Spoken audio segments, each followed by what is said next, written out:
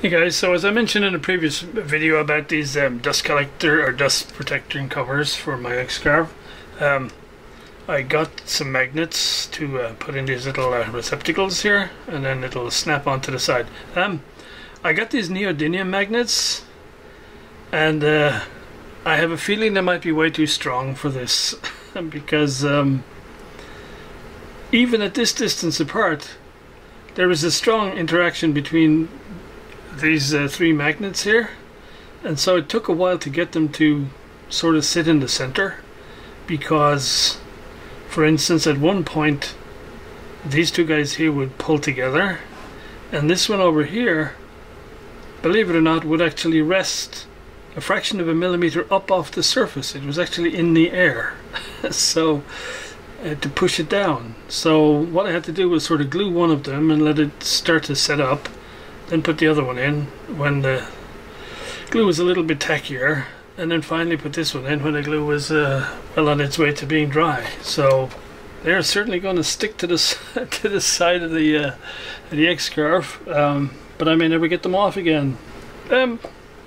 Just another quick follow-up on that Chinese power supply that came with my laser engraver. When I had a look at it, it was like I thought, okay, I won't bore you with all the details, but there's lots of rework done on the board, and it was done in very bad quality. Lots of flux left everywhere, and yeah, it looked extremely dodgy. So I just decided to harvest some components out of it. So I got myself a whole bunch of heavy diodes, MOSFETs, even a little dual color red and green LED, which wasn't being used at all. Yeah, so that's the end of that saga. So there you go, all magnetically hooked in together. This one is perfect, the one that didn't lift off the bed. This one, because it lifted off the bed here, it is actually touching slightly on the rail, but I don't think it's enough to cause a problem. Whereas on the other one that didn't lift off, there's a good millimeter or so clearance here. But it'll do for now. So guys, the new sensor came, new sensor fitted. We're back in business. So it was a sensor. I'll show you a bit more details when this job is finished. I will do a post-mortem on the old sensor. The feedback on the forum is it's not normally the sensor that goes, but the cabling between the sensor back to the controller, that the wire breaks. And so I will see if I can determine if that's what happened mine. If it is, we'll attempt to do a repair and have a sensor spare in the system. The little job I'm printing here, what I'm trying to do, which turns out to be a bit more difficult than I expected, is to reproduce a knob for one of my PYE radios. And again, we'll get into all that once it's printed and I can show you. So the first actual object that I want to 3D print is a replacement. Well, I have one of my PYE radios is missing a knob. It has some other non-standard knob on there. And so I thought, let's see if I could print this.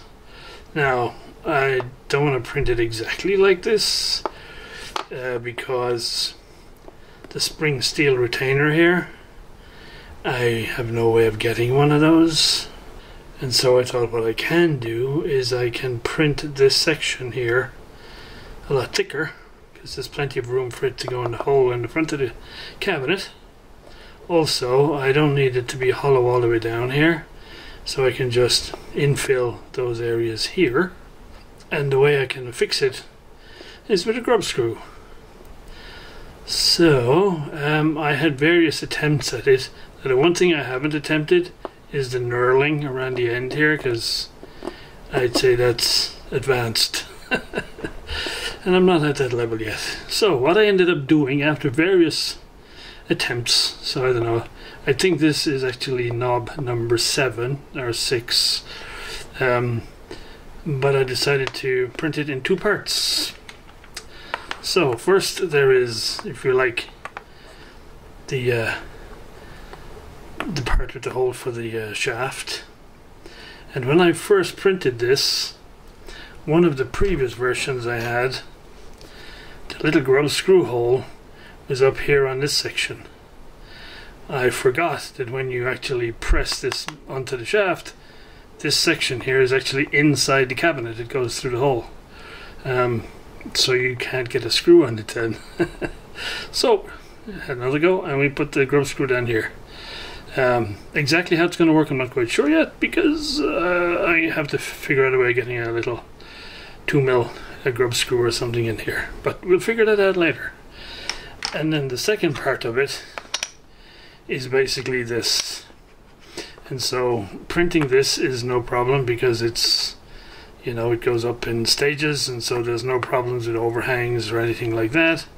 Printing this part, I can print it this way up, so again there's no problem with it fixing to the bed, and you get a sharp edge on the top here.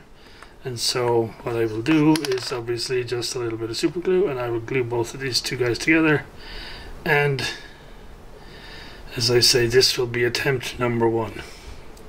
If this looks halfway decent when I fit it into the set, I don't know, because I have some black filament, I could print it off with black, but of course this isn't really black. It looks black, but this Bakelite stuff is really an extremely dark brown, pretty much, and I'm sure if I printed one off in pure black, it would look a different color to this.